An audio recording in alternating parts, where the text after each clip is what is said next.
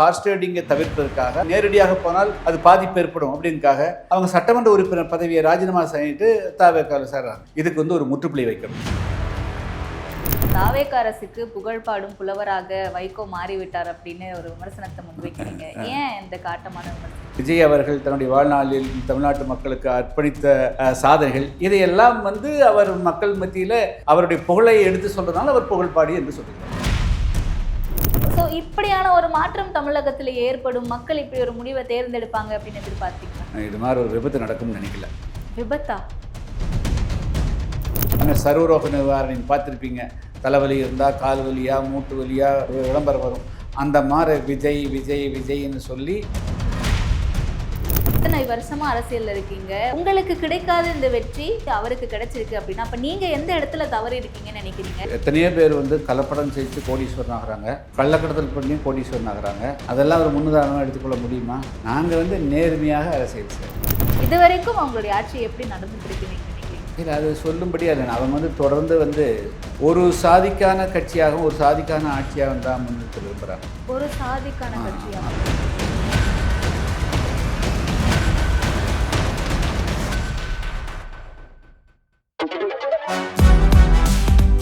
சூப்பரா இருக்கு அம்மா, எனக்கு இதோட சீக்கிரம் தெரியும். Chocolate sweetened condensed milk from Milky Mist. தமிழ்நாட்டுல எல்லாமே சேஞ்ச் ஆயிடுச்சு. உங்க நகையையும் சேஞ்ச் பண்ணுங்க. உங்க பழைய நகைக்கு கிராமுக்கு 150 ரூபாய் கூடுதலா வாங்கி புது நகை எடுத்துக்கோங்க. அதே கம்மி சேதாரம் தான் உங்க லலிதால மட்டும்தான். தி டிபேட் நேயர்களுக்கு வணக்கம். இன்றைய சிறப்பு நேர்காணலில் நம்மோடு இணைந்திருப்பவர் புதிய தமிழகம் கட்சியின் தலைவர் டாக்டர் கிருஷ்ணசாமி அவர்கள் தான் இணைந்திருக்காங்க. வாங்க பேசலாம். வணக்கம் சார். வணக்கம். நல்லா இருக்கீங்களா சார்? நல்லா. தமிழக அரசியல் களத்தில் இந்த முறை 2026 தேர்தலுக்கு பிறகு மக்கள் ஒரு மாற்றம் வேணும் அப்படின்னு ஒரு மாற்றத்தை கொண்டு வந்திருக்காங்க. அந்த மாற்றம் அறுதி பெரும்பான்மை கிடைக்காம கூட்டணி கட்சிகளோட சில ஆதரவு கட்சிகளோட இணைந்து இன்னைக்கு ஆட்சி அமைந்திருக்கு. ஒரு கோலிஷன் கவர்மெண்ட் அமைஞ்சிருக்காங்க. அந்த கவர்மெண்ட் அமைந்த பிறகு தமிழ்நாட்டில் பார்க்காத சில விடயங்களை நம்மளால் பார்க்க முடியுது. குதிரை பேரம் அப்படின்ற வார்த்தைகள் இது வரைக்கும் நம்ம வட இந்தியாவில் கேள்விப்பட்டிருக்கோம். இன்றைக்கு தமிழ்நாட்டிலேயே இந்த விஷயங்களெல்லாம் நம்ம பார்க்க முடியுது. எதை நோக்கி போய்கிட்டு இருக்குன்னு நினைக்கிறீங்க தமிழ்நாடு அரசியல்? இது ஒரு தவறான பாதையை நோக்கி போயிட்டு இருக்கிறதாக தான் நான் கருதுறேங்க.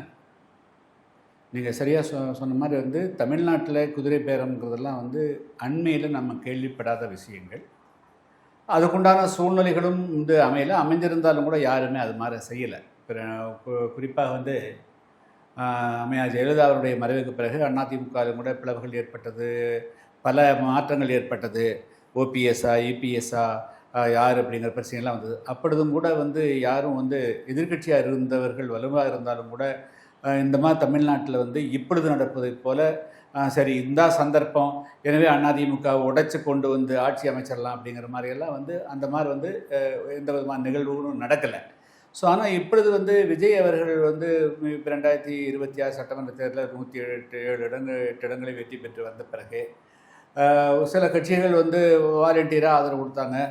பட் அதுக்கு பிறகும் அது திருப்தியாக இல்லாமல் இப்பொழுது அதிமுக போச்சிங் அந்த அதிமுகவுக்கு உள்ளே போய் அவங்கள முதல்ல ஆதரவு மட்டும் வாங்கினாங்க. மே மாதம் 13ஆம் தேதி சட்டமன்றத்தில் வாக்கெடுப்பு நடைபெற்ற போது ஒரு ஏறக்குறைய 20க்கும் மேற்பட்ட சட்டமன்ற உறுப்பினர்கள் அதிமுகவிலிருந்து வாலண்டியராகவே அவங்க ஒரு குரூப்பாக போய் ஆதரவு கொடுத்துட்டாங்க. பட் அது போதுமான அளவு 3/2, அதாவது 3/2 பங்கு இல்லாதனால அது கட்சி தாவல் தடை சட்டத்தின் கீழ் நடவடிக்கை எடுக்கணும்னு கட்சியினுடைய பொதுச் செயலாளர் எடப்பாடி பழனிசாமி அவர்கள் லெட்டர் கொடுத்த பிறகு அவர்கள் மன்னிப்பு எழுதி கொடுத்து மீண்டும் அதிமுகவுக்கு திரும்பி போயிட்டாங்க. இப்போ போனவங்க மெல்ல ஒவ்வொருத்தராக ஒவ்வொரு வாரம் ஒருவர் ராஜினாமா செய்கிறது, அதுக்கு அதாவது சட்டமன்ற உறுப்பினர் பதவி ராஜினாமா செய்கிறது, அதுக்கு பிறகு நேராக தாவேக்காவுக்கு போகிறது.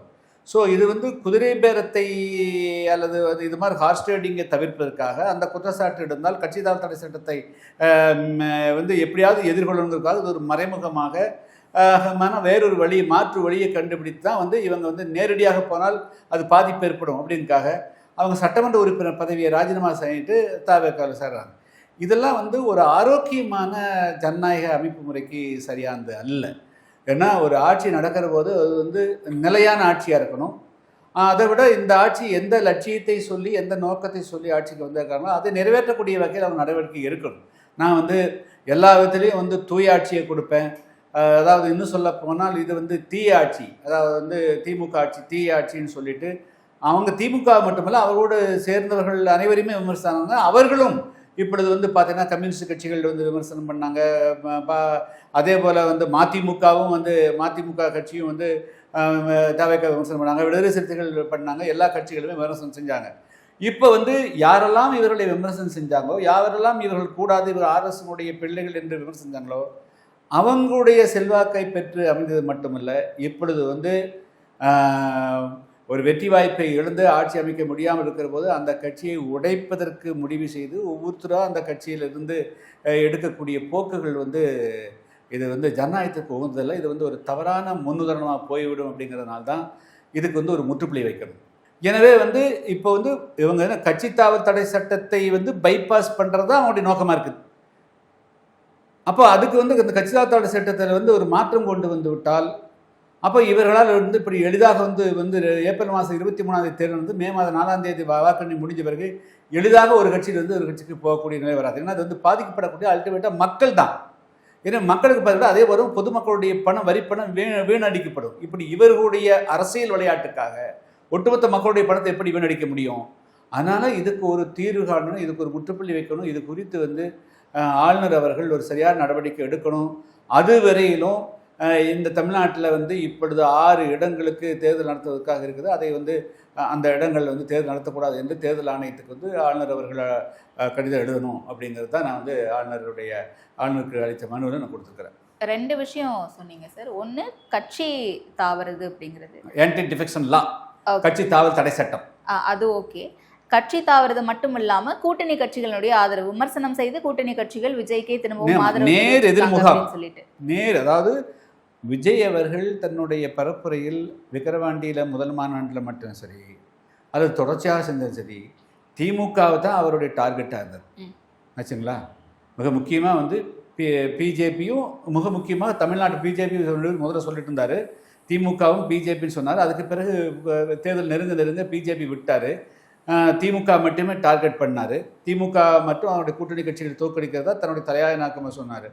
இப்பொழுது அவங்களுடைய ஆதரவை அவங்களே வீட்டில் போய் சந்திக்கிறது, அவங்களுடைய ஆதரவை பெறுறது, அப்புறம் என்ன கொள்கை உங்களுக்கு? தமிழ்நாடு அரசியல் இத்தனை ஆண்டு காலமும் அப்படித்தானே சார் இருந்திருக்கு. எப்படி ஒவ்வொரு தேர்தலுக்கும் கட்சி மாறி மாறி கூட்டணி வைக்கிறது அப்படிங்கிறது எல்லா அரசியல் கட்சிகளும் இல்லை. கட்சி மாறி மாறி ஒரு அணியிலிருந்து இன்னொரு அணி தேர்தலுக்கு முன்பாக போகுது என்பது வேறு, வெற்றி பெற்ற பிறகு அந்த அதுக்கு நேர் மாறாக போகுதுங்கிறது 2க்கு நிறைய வித்தியாசம் இருக்குது. இது வந்து தேர்தலுக்கு முன்பாக குடியரசுத் தலைவர் ஆட்சி அமலுக்கு வந்துடக்கூடாது, பெரும்பான்மை பத்தல, அதுக்கான ஆதரவு தானே சொன்னாங்க எல்லாரும். சரி, இன்னொரு 10-15 சீட்டு குறைவாக இருந்ததுன்னா குடியரசுத் ஆட்சி வந்திருக்கும்ல. அதே எப்படி நான் குடியரசு ஆட்சி வந்து என்ன இந்தியாவில் வந்து குடியரசு ஆட்சி வந்தது இல்லையா? மக்கள் வந்து பெரும்பான்மை கொடுக்காத போது அதை ஏற்றுக்கொள்ள தானே வேணும். ஏன் இவரே கூட வந்து குடியரசை வந்து சப்மிட் பண்ணியிருக்கலாமே, வந்து எனக்கு போதிய அளவுக்கு வந்து மெஜாரிட்டி இல்லை, மீண்டும் மறுதேர்தல் கொடுன்னு சொல்லி கேட்டிருக்கலாம். ஏன் குடியரசுத் தலைவர் ஆட்சி, மறுதேர்தலில் குடியரசுத் தலைவர் ஆட்சி தான் ஒரு தீர்வுன்னு கிடையாது. 108 இடங்கள் இருக்கிற ஆட்சி அமைக்க முடியல, வந்து அத்தனை பேரும் நாங்கள் சப்மிட் பண்ணிக்க வேண்டியது, நான் வந்து நீங்கள் I am recommending for reelection சொல்லிக்கலாமே. குடியரசுத் தலைவர் ஆட்சிக்கு வந்திருக்க வேண்டிய அவசியமே இல்லை, மறு எலெக்ஷன் வந்திருக்குமே. அப்போ வந்து யார் மெஜாரிட்டின்னு தீர்வாகிக்குமே. ஏன்னா இது போன்ற சூழ்நிலைகள் உலகத்தில் பல நாடுகளில் ஏற்பட்டிருக்குது. அமெரிக்காவினுடைய தேர்தலையும் கூட இது மாதிரி ஏற்பட்டிருக்குது, நாடாளுமன்றத்திலையும் கூட இது மாதிரி வந்திருக்குது. ஸோ ஆனால் அதுக்காக வந்து அவர்களெல்லாம் வந்து இது மாதிரி வந்து நேர் எதிராக போட்டியிட்டவங்க, பிஜேபியும் காங்கிரஸ்னால் காங்கிரஸ் வந்து ஆள் எடுக்கிறது அப்படி இருந்தது இல்லை. தனித்து போட்டியிட்டு வெற்றி பெற்றிருப்பாங்க, சம்மந்தமெல்லாம் வெற்றி பெற்றிருப்பாங்க, அவங்களே வேணால் எடுத்திருப்பாங்களே தவிர எதிர் முகாம்கள் இருந்து இது மாதிரி இல்லை. இது மாதிரிலாம் பல மோசமான சம்பவங்கள் நடந்திருக்குது. வந்து இன்னும் சொல்ல நரசிம்மராவ் கவர்மெண்ட்டெல்லாம் இந்த மாதிரி மெஜாரிட்டி இல்லைங்கிறதுக்காக சிபு சோரன் என்பவருடைய வாக்குகள், நாடாளுமன்ற உறுப்பினருடைய ஆதரவை பெற்றதுக்காக வந்து அவரும் தண்டிக்கப்பட்டு பதவியே இல்லை, அவங்க பெரிய அளவுக்கு தான் பாதிக்கப்பட்டிருக்கிறாங்க. ஸோ இது வந்து ஆபத்தான விளையாட்டு வந்து விஜய் விளையாடுகிறார். ஓகே, நீங்கள் நேற்றைக்கு ஒரு ப்ரெஸ் மீட் கொடுக்கும்போது அதில் தாவேக அரசுக்கு புகழ்பாடும் புலவராக வைகோ மாறிவிட்டார் அப்படின்னு ஒரு விமர்சனத்தை முன்வைக்கிறீங்க. ஏன் இந்த காட்டமான விமர்சனம்? ஐயோ, காட்டமே இல்லைங்க. இது வந்து சாப்பிட்டா விமர்சனம் இல்லை. அவர் என்ன, அவருடைய நேச்சர் என்னமோ அதை அப்படி சொல்லிக்கிறார், அவ்வளோதான். அவர் வந்து பெண்ணு கேடயமாக விளங்குன்னு சொல்கிறாரு. அதை வந்து நம்ம கேடயம்னா எப்படி, அதை தாங்கி பிடிக்கிறது தானே கேடயமாக இருக்க முடியும். அதனால் வந்து இப்போ அவருக்கு எதிராக வந்து யாராவது வசைப்பாடினால் அதை வந்து புகழ் பாடுறது, வசைப்பாடுறதுக்கு எதிராக புகழ் பாடி பாதுகாக்கிறதா அதான் இருக்க முடியும். அது சர்க்காஸ்டிக்கா இல்லையா? ஒரு கூட்டணியில இருக்காங்க, இப்போ நீங்களே ஒரு கூட்டணியில இருக்கும்போது அந்த கூட்டணிக்கு ஆதரிச்சு தானே பேசுவீங்க, அந்த கூட்டணியை நீங்க பாதுகாக்கணும்னு நினைப்பீங்க, அந்த கூட்டணியோட ஒன்றி ஒரு தோழமை உணர்வோட செயல்படணும்னு நினைப்பீங்க. அந்த மாதிரி அவர் இருந்திருக்கலாமே இல்லையா? அதாவது நீங்கள் வந்து நேற்று மே மாதம் 4ஆம் தேதி வரையிலும் நீங்கள் ஒன்றா இருந்தீங்க. அதுக்கு பிறகு இப்போ ஜூன் மாதத்தில் ஜூலை மாதத்தில் நீங்கள் மாறி போகிறீங்க. போகிற போது வந்து நீங்கள் வந்து நாங்கள் வந்து அவங்களே பாதுகாக்கிறதுன்னு சொல்கிறீங்க ஆச்சுங்களா? ஸோ அப்போ வந்து அவன் வந்து போன பிறகு நீங்கள் வந்து கடுமையாக வந்து அந்த கட்சியை விமர்சனம் பண்ணுறீங்க, இவங்களை புகழ்கிறீங்க. அப்போது நாம் எப்படி பார்க்க வேண்டியது? அப்போ அவர் வந்து இந்த கட்சிக்கு வந்து அந்த கட்சியினுடைய மிகப்பெரிய வரலாற்று புகழ், தமிழ்நாடு வெற்றிக் கழகம் தமிழ்நாட்டில் ஆற்றிய தொண்டுகள், அவர்கள் செய்த சாதனைகள், விஜய் அவர்கள் தன்னுடைய வாழ்நாளில் இந்த தமிழ்நாட்டு மக்களுக்கு அர்ப்பணித்த சாதனைகள், இதையெல்லாம் வந்து அவர் மக்கள் மத்தியில் அவருடைய புகழை எடுத்து சொல்றதுனால அவர் புகழ்பாடி என்று சொல்லுகிறோம். எதிர்பார்த்தீங்களா இப்படி ஒரு மாற்றம் நிகழும் தமிழகத்தில்? ஏன்னா இந்த களத்தில் நீங்கள் 70 வேட்பாளர்களை நிப்பாட்டி தனியாக களத்தை சந்திச்சிருக்கீங்க நீங்களும். ஸோ இப்படியான ஒரு மாற்றம் தமிழகத்தில் ஏற்படும், மக்கள் இப்படி ஒரு முடிவை தேர்ந்தெடுப்பாங்க அப்படின்னு எதிர்பார்த்தீங்களா? இல்லைங்க, இப்படி இது மாதிரி ஒரு விபத்து நடக்கும்னு நினைக்கல. விபத்தா? அவ்வளோதான் சொல்ல முடியும். ஏன் சார் நடக்கும்னு நினைக்கல, அவ்வளோதான். இல்லை, அது ஏன் விபத்துன்னு சொல்கிறீங்க? அப்படி தான் சொல்ல வேண்டியது. விபத்தை போன்று நடந்த ஒரு நிகழ்வோடு தான். சரி, இப்போ சோஃபார் மெயினில் வரல. அவங்க எங்கிருந்து ஆப்ரேட் பண்ணாங்க, என்ன ஆப்ரேட் பண்ணாங்க, யாரை சந்திச்சாங்க, என்ன மக்கள் திரட்டினாங்க, யாருக்குமே எதுவுமே தெரியாது. இந்தியாவில் ஒரு வருஷத்துக்குள்ளே கட்சி ஆரம்பித்து வந்து பெரும்பான்மை வெற்றி அப்படிங்கிறது வந்து யாருமே எதிர்பார்க்க முடியாது. அப்போ இதுக்குள்ளே ஏதோ ஒரு மர்மம் இருக்கணும்னு தான் யாராவது பார்க்க முடியும். இதுக்குள்ளே வேறு ஏதோ ஒரு பின்னாடி ஒரு புதையல் இருக்கிறது தான் பார்க்க முடியுமே தவிர இதை வந்து சாதாரணமான இயற்கையான நிகழ்வாக பார்க்க முடியாது. நாங்கள்லாம் வந்து அரசியல் இருக்கிறோம் ஆச்சுங்களா? ஒரு வருஷமாக இல்லை, 30 மாணவ பிறகு வந்து 30-40 வருடங்களாக இருக்கிறோம். எந்த ஒரு அரசியல் கட்சிக்கும் இது போன்ற மாற்றங்கள் எல்லாம் நடக்கலை, எந்த ஒரு தலைவருக்கும் நடக்கலை. இதுக்கு முன்னாடியும் இதே திரைத்துறையிலிருந்தும் பல பேர் வந்து இதுக்கு மாதிரி வந்து ஆசைப்பட்டிருக்கிறாங்க ஆச்சுங்களா? ஒரு 4 படம் டைரக்ட் பண்ணால் அந்த டைரக்டர்களே வந்து நாங்கள் முதலமைச்சர் ஆகணும்னு கனவு கண்டிருக்கிறாங்க. பல நடிகைகளும் கனவு கண்டு கொண்டும் இருக்கிறார்கள். அதே போல் திரைப்படத்தில் வந்து பல பேரும் வந்து தமிழ்நாட்டில் வந்து அவங்கெல்லாம் முதலமைச்சராக வந்துக்கிறாங்க. ஆனால் அவங்கெல்லாம் ஒரு 1 hour தாண்ட முடியல ஆச்சுங்களா? அப்போது இவர்கள் வந்து எப்படி இந்த அளவுக்கு வந்து போனாங்க அப்படிங்கிற போது அதுக்குள்ளே ஏதோ ஒரு வித்தியாசமான நிகழ்வுகள், அதுக்கு பின்புலமாக பேக் எண்டிலிருந்து சில சம்பவங்கள், சில ஆப்ரேஷன்ஸ் நடந்திருக்கணும்.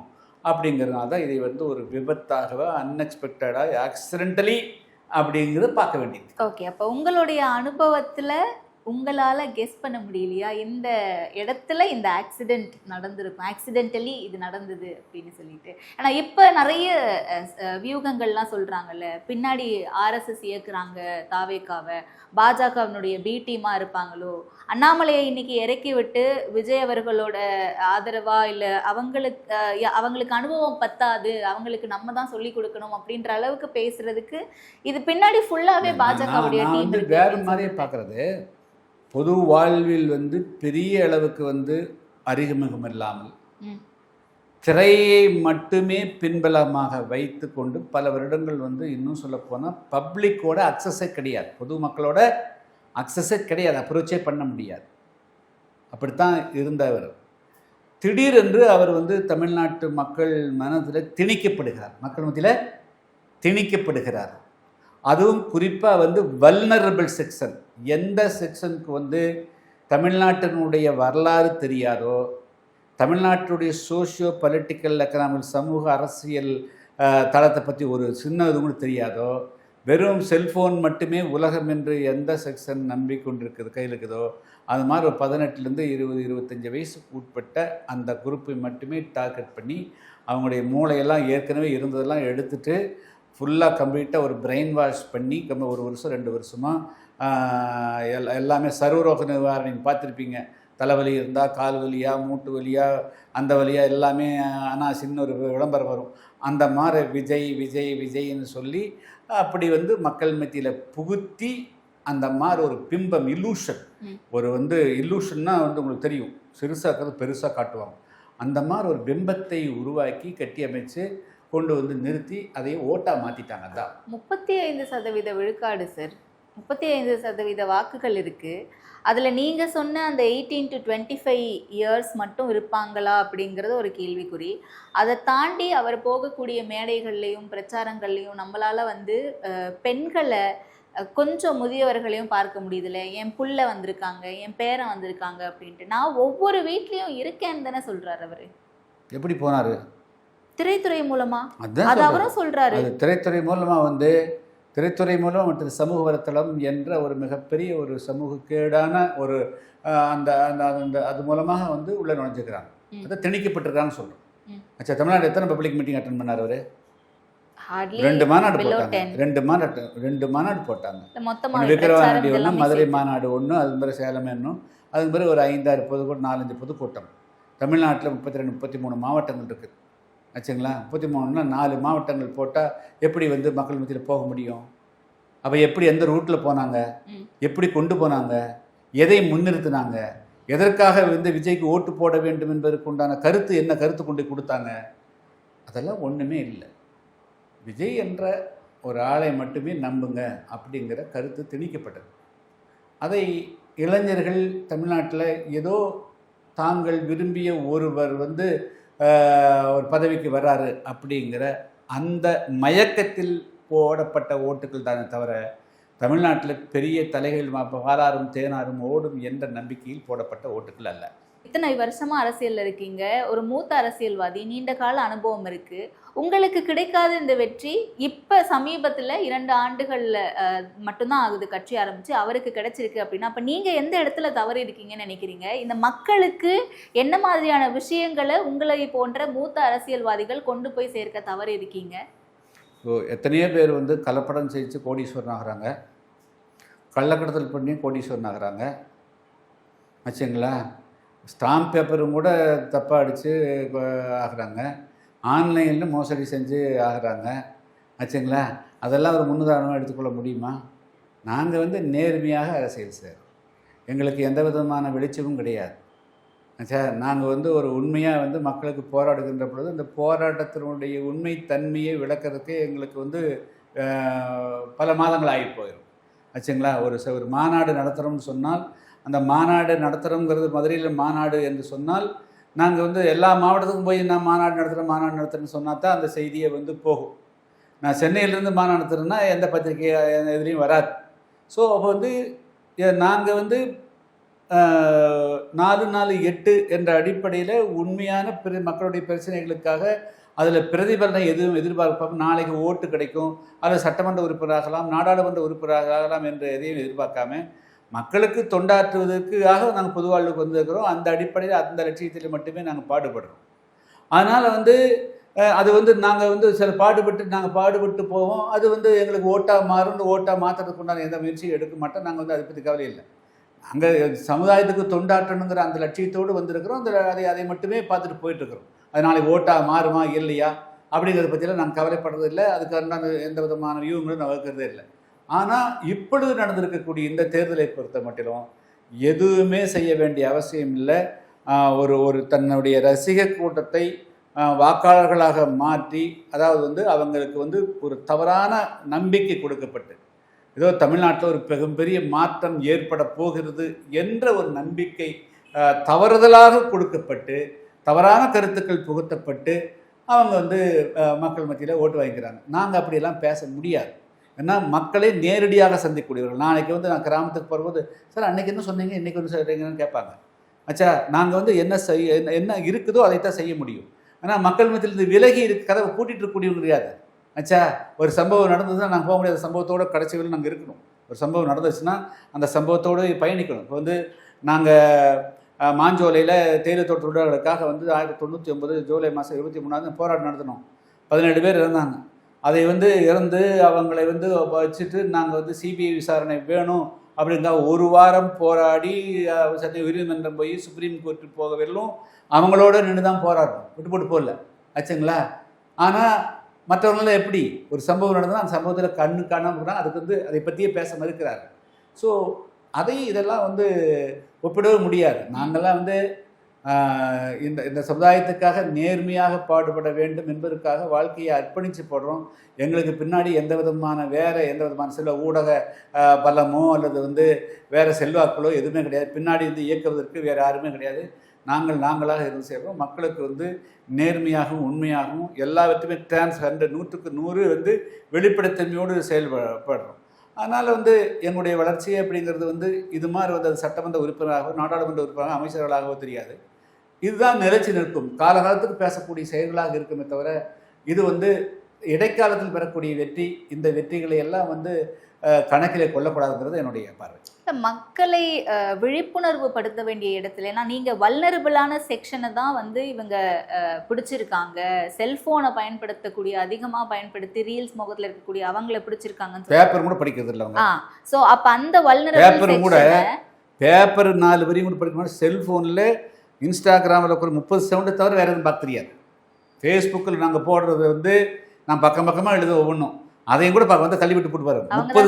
30 செகண்டுக்கு மேலே பார்க்காத செக்ஷன் தான் இன்னைக்கு ஓட்டு போட்டுருக்காங்க. அவங்க தான் சார் இன்னைக்கு அமைச்சர்களாகவும் இருக்காங்க. ஆமாம், அதுதான் அமைச்சர்களாக இருக்கிறாங்க. அந்த வல்னரபிளான செக்ஷனை அரசியல் மயப்படுத்துறதுல உங்களுக்கும் பங்கு இருந்திருக்குல்ல ஒரு அரசியல் கட்சி தலைவர். அதான் சொன்னேன்.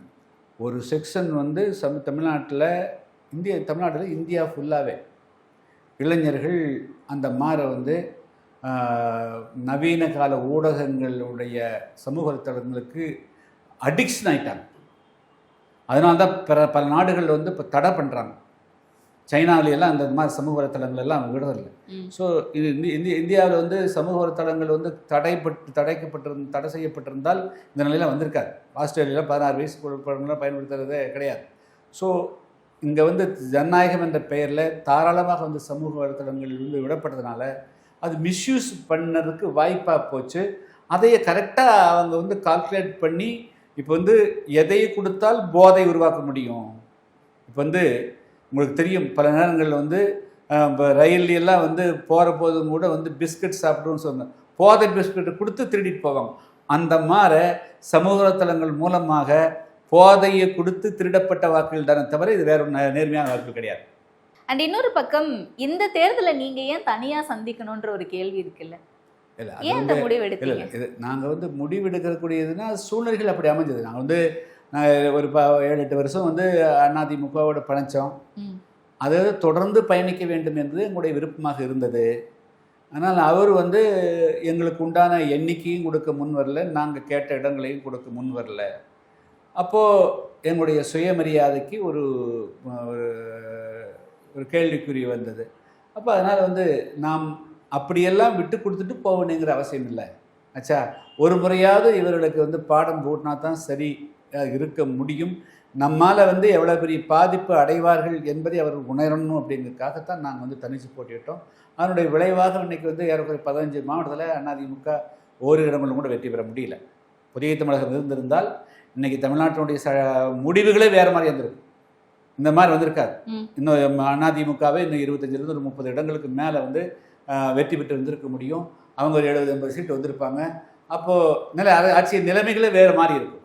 ஸோ இன்றைக்கி இந்த இந்த வேறொருத்தருக்கு கிடைத்த வெற்றி கூட புதிய தமிழகம் அதிமுக கூட்டணி எல்லாம் வந்து ஒரு வலுவாக இல்லாத காரணம் தான் இந்த அரசியல் மாற்றத்துக்கு கூட காரணம்.